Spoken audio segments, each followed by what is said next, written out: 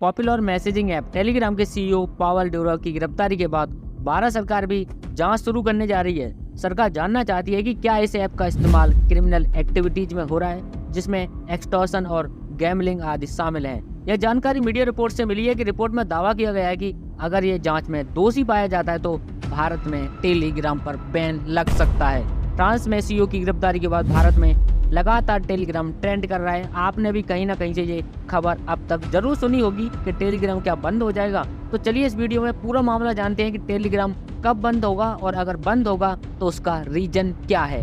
Internet पर messaging app Telegram से जुड़े काफी सवाल ट्रेंड कर रहे हैं कि भारत में क्या टेलीग्राम बैन हो जाएगा और अगर हो भी जाएगा तो इसका ऑल्टरनेट ऑप्शन क्या है। दरअसल भारतीय मीडिया में ऐसी खबर आई है कि टेलीग्राम का इस्तेमाल कथित तौर पर उगाई और सट्टेबाजी के लिए हो रहा है और ऐसे में केंद्रीय गृह मंत्रालय और इलेक्ट्रॉनिक्स और सूचना तकनीक मंत्रालय इन एलिगेशन की जांच कर सकते हैं। हाल ही में यूजीसी नेट और नीट परीक्षा विवाद में भी टेलीग्राम का नाम सामने आया था। सेबी ने भी टेलीग्राम पर शेयरों में हो रही सट्टेबाजी की जांच करने की बात कही थी। पेरिस में टेलीग्राम के चीफ एग्जीक्यूटिव पावेल डुरोव की गिरफ्तारी के बाद से भारत में टेलीग्राम को लेकर काफी ज्यादा चर्चा तेज हो गई है। Telegram Facebook, YouTube, WhatsApp, Instagram, TikTok और वीचैट के बाद अगर भारत में सबसे ज्यादा कोई लोकप्रिय सोशल मीडिया एप्लीकेशन है तो वो टेलीग्राम है। पावेल 39 साल के अरबपति को मैसेजिंग ऐप टेलीग्राम से संबंधित गतिविधियों के मामले में गिरफ्तार किया गया। उन पर आरोप है कि टेलीग्राम पर हो रही क्रिमिनल एक्टिविटीज को रोकने में वो सफल नहीं रहे हैं। मैसेजिंग ऐप टेलीग्राम पर आरोप है कि नारकोटिक्स की तस्करी, बच्चों से जुड़ी गलत चीजें और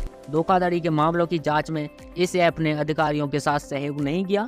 हालांकि टेलीग्राम ने इस आरोप से इनकार किया है कि वो इस तरह की चीजों को रोकने में विफल रहे हैं। टेलीग्राम ने एक बयान में कहा है कि ऐप का मॉडरेशन यानी कि गतिविधियों पर नजर रखना और उन्हें काबू में करना इंडस्ट्री के मानदंड के अनुसार है और लगातार उसमें सुधार भी किया जा रहा है। ये दावा करना अजीब है कि एक प्लेटफॉर्म या उसका मालिक प्लेटफॉर्म में गलत इस्तेमाल के लिए जिम्मेदार कैसे हो सकता है। ऐप ने आगे कहा है कि सालाना करीब 1 अरब यूजर टेलीग्राम का इस्तेमाल कम्युनिकेशन और इंफॉर्मेशन के लिए डेली करते हैं।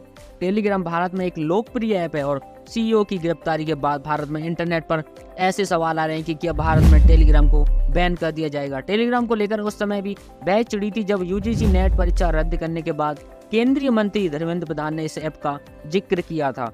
यूजीसी नेट की परीक्षा कथित तौर पर प्रश्न पत्र लीक होने के आधार पर 24 घंटे के भीतर रद्द कर दी गई, जिस पर केंद्रीय मंत्री धर्मेंद्र प्रधान ने एक प्रेस कॉन्फ्रेंस में कहा था कि ये प्रश्न डार्क नेट पर मिले थे और इसका सर्कुलेशन टेलीग्राम पर हुआ था। उन्होंने कहा था कि इन दिनों में टेलीग्राम पर क्वेश्चन आता है कि टेलीग्राम जो चरित्र है उसका एक उच्च स्तरीय जांच के बिना ट्रैकिंग करना अपने आप में एक बहुत बड़ी चुनौती होगी। वहीं इस साल अप्रैल में सेबी ने भी टेलीग्राम पर शेयरों में हो रही सट्टेबाजी की जांच करने की बात भी कही थी। सेबी का मानना था कि इन चैनलों पर कुछ लोग शेयरों के भाव आर्टिफिशियली बढ़ा रहे थे और घटा रहे थे, जिससे जो आम निवेशक थे उनको काफी ज्यादा नुकसान हो रहा था। सेबी ने 30 सितंबर 2021 को मिली शिकायत के आधार पर सेब बुल्स नामक चैनल के खिलाफ जांच शुरू की थी। सेबी ने जांच में पाया कि चैनल कई शेयरों की सिफारिश इस चैनल के जरिए कर रहा था। फिर इन्हें रिटेल निवेशकों को लेने की सलाह दे रहा था। इसे पंप एंड डंप घोटाला भी कहा गया था। फिलहाल अगर हम बात करें टेलीग्राम के इंडिया में बैन होने की, तो ये लगभग तय माना जा रहा है कि भारत में टेलीग्राम जल्दी ही बैन हो जाएगा, लेकिन अभी इसका कोई ऑफिशियल अनाउंसमेंट नहीं हुआ है। जल्दी आने वाले समय में भी पता चल जाएगा कि भारत में टेलीग्राम बैन होगा कि नहीं होगा। बाकी जानकारी आज की इतनी ही। अगर आप ऐसी ही जानकारी भविष्य में पाना चाहते हैं तो वीडियो को लाइक कर दीजिए और चैनल को सब्सक्राइब कर लीजिए। तो मिलते हैं ऐसे अगले किसी वीडियो में, तब तक के लिए जय हिंद।